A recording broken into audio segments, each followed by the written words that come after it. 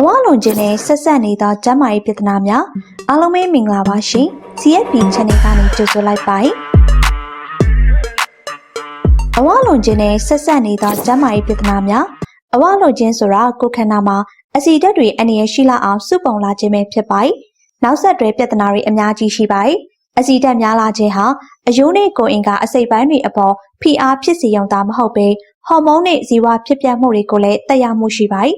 အဝလွန်ခြင်းဆိုတာကိုယ်ခန္ဓာရဲ့ BMI အညွှန်းကိန်းဟာ30နဲ့အထက်ရှိနေခြင်းကိုဆိုလိုပါတယ် BMI ဆိုတာအရန်အမြင့်နဲ့ကိုယ်လင်းချိန်ကိုအချိုးကျတွက်ချက်ခြင်းဖြစ်ပါတယ်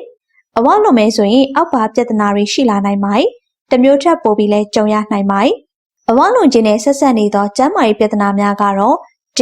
အမျိုးအစားနှစ်အစီကျိုးသွေးတကြားတက်ဟာပုံမှန်ထက်ပုံမြင့်နေရင်အမျိုးအစားနှစ်အစီကျိုးဖြစ်တတ်ပါတယ်အဲဒီကတဆင့်အချိန်ကြာလာတာနဲ့အမျှနှလုံးလျှော့ကအာယုံကြောထိခိုက်ခြင်းလေဖြတ်ခြင်းကြောက်ကက်လျှော့ကအမြင်အာယုံပြောင်းလဲခြင်းစတာတွေဖြစ်တတ်ပါတယ်အဝလွန်နေပြီဆိုရင်ကိုယ်လေးချိန်ရဲ့900ခိုင်နှုန်းကနေ900ခိုင်နှုန်းလောက်ကိုရှော့ချပြီးလေ့ကျင့်ရန်ပုံမှန်လုပ်သင့်ပါတယ်ဒါဟာအမျိုးအစားနှစ်အစီကျိုးဖြစ်နိုင်ခြေကိုရှော့ချပေးပါတယ်နှလုံးလျှော့ကအဝလွန်သူတွေမှာနှလုံးလျှော့ကဖြစ်လွယ်ပါတယ်အဆီဓာတ်တွေကနှလုံးသွေးကြောတွေထဲမှာစုဝေးလာတတ်ပြီးသွေးကြောတွေကိုကျဉ်းမြောင်းလာစေပါတယ်အကျိုးမပြုတဲ့ LDL ကိုလက်စထရောသွေးတကြားဓာတ်တွေများလာပြီးသွေးပေါင်ချိန်တက်လာစေပါတယ်နှလုံးသွေးကြောတွေမာကြောကျဉ်းမြောင်းလာတဲ့အတွက်နှလုံးထိခိုက်ခြင်း heart attack ဖြစ်စေပါတယ်သွေးခဲပြီးလေဖြတ်နိုင်ပါတယ်လေဖြတ်ခြင်းနဲ့နှလုံးလျှော့ကဟာဖြစ်နိုင်ခြေပုံစံတွေဆင်တူပါတယ်အုံနောက်ကိုသွားတဲ့သွေးကြောမှာသွေးပြတ်တောက်ရင်လေဖြတ်နိုင်ပါတယ်လေဖြတ်ခြင်းကြောင့်အုံနောက်တစ်ရှူတွေပျက်စီးပြီးစကားပြောမပြီးခြင်းကြွက်သားများအားနေခြင်းလမ်းမလျှောက်နိုင်ခြင်းစတာတွေဖြစ်နိုင်ပါတယ်အိပ်ပျော်နေစဉ်အသက်ရှူရက်ခြင်းအဝလွန်သူများဟာလေဘေးမှာအဆီတွေများပြီးအသက်ရှူလမ်းကြောင်းကိုကျဉ်းသွားစေနိုင်ပါတယ်လေပြိုကျဉ်းသွားတဲ့အခါဟောက်ခြင်းအသက်ရှူရခက်ခြင်းစတာတွေဖြစ်နိုင်ပါတယ်ကိုယ်လေးချိန်ချော့ချခြင်းဟာဒီပြဿနာကိုသက်သာစေပါတယ်သွေးတိုးခြင်းကိုယ်ခန္ဓာထဲမှာအဆီတစ်ရှူးတွေများလာရင်အောက်ဆီဂျင်နဲ့အာဟာရဓာတ်တွေပိုမိုလိုအပ်လာပါတယ်သွေးလည်ပတ်မှုကိုပိုမိုလှုပ်ဆောင်လာရပါတယ်ဒါကြောင့်နှလုံးဟာသွေးကိုညှစ်ထုတ်ဖို့ပိုမိုအားစိုက်ရပါတယ်အဲဒီအခါဖိအားတိုးလာပြီးသွေးတိုးခြင်းကိုဖြစ်ပေါ်စေပါတယ်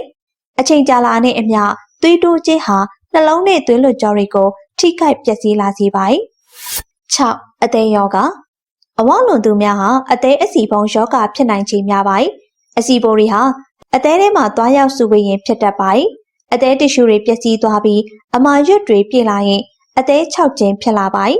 အသည်းအဆီဖုံးခြင်းဟာယောဂလက္ခဏာမပြတတ်ပါဘူးဒီယောဂကိုကာကွယ်ဖို့ကိုယ်လေးချိန်လျှော့ခြင်းလေ့ကျင့်ခန်းလုပ်ခြင်းအရက်ရှောင်ခြင်းစတဲ့နည်းလမ်းတွေကျင့်သုံးသင့်ပါတယ်သဲချေကြောက်သဲချေအိတ်ထဲမှာသဲချေများကိုတူလောင်ထားပြီးအစာခြေဖြတ်ချိန်မှာဥသိမ်းထဲကိုထုတ်လွှတ်ပေးပါတယ်သဲချေဟာအဆီကိုခြေဖြတ်ပေးပါတယ်အဝလွန်လာရင်တော့သဲချေထဲမှာကိုလက်စထရောတွေများလာပြီးသဲချေအိတ်လည်းကြီးလာပါတယ်အလုတ်ကောင်းမလုပ်တော့ပဲသဲချေကြောက်တွေဖြတ်လာစေပါတယ်အမြင့်တက်များတဲ့အစားအစာတွေကျန်းမာရေးနဲ့ညီညွတ်တဲ့အဆီဓာတ်တွေစားရင်သဲချေကြောက်မဖြစ်နိုင်အောင်ကာကွယ်ပေးနိုင်ပါတယ်ကင်ဆာယောဂအချို့အဝလွန်ခြင်းကြောင့်ရင်သားကင်ဆာဥမကြီးကင်ဆာပန်ကရီယာကင်ဆာစီးကျိတ်ကင်ဆာတအိမ်ကင်ဆာတအုပ်အိမ်ကင်ဆာစတဲ့ကင်ဆာယောဂတွေဖြစ်နိုင်ခြေမြင့်တက်လာရင်လို့ဆိုပါတယ်ကိုဝင်ဆောင်ချိန်ပြဿနာများအဝလွန်နဲ့ကိုဝင်ဆောင်အမျိုးသမီးတွေဟာအင်ဆူလင်မတိုးတော့တာကြောင့်စီးကြိုတက်ခြင်းသွေးတိုးခြင်းတွေဖြစ်ပေါ်လာစေပါတယ်ကိုဝင်ဆောင်ကာလနဲ့မိဘချိန်မှာနောက်ဆက်တွဲပြဿနာတွေကြုံရပါတယ်ကိုယ်လေးချိန်များနေပြီးကလေးယူဖို့စိတ်ကူးရှိရင်ကိုယ်လေးချိန်ကိုရှော့ချသင့်ပါတယ်စိတ်ကြခြင်းအဝလွန်ခြင်းနဲ့ဆက်နွယ်ပြီးစိတ်ဓာတ်ကြခြင်းမှာဖြစ်တတ်ပါတယ်ခွဲခြားခံရခြင်းကြောင့်စိတ်ဓာတ်ကျမိရရှိသလိုမိမိကိုယ်ကိုအားမရဖြစ်ပြီးစိတ်ဓာတ်ကျနိုင်တာလည်းရှိပါတယ်စိတ်ကြရင်အစားအသောက်ကိုပိုစားဖြစ်ပြီးပိုဆိုးလာနိုင်ပါတယ်လိုအပ်ရင်နှစ်သိမ့်ဆွေးနွေးမှုခံယူသင့်ပါတယ်စိတ်ကြခြင်းမှာလှုပ်ဆောင်တဲ့နည်းလမ်းတွေကိုရှောက်ဖွေဆောင်ရွက်သင့်ပါတယ်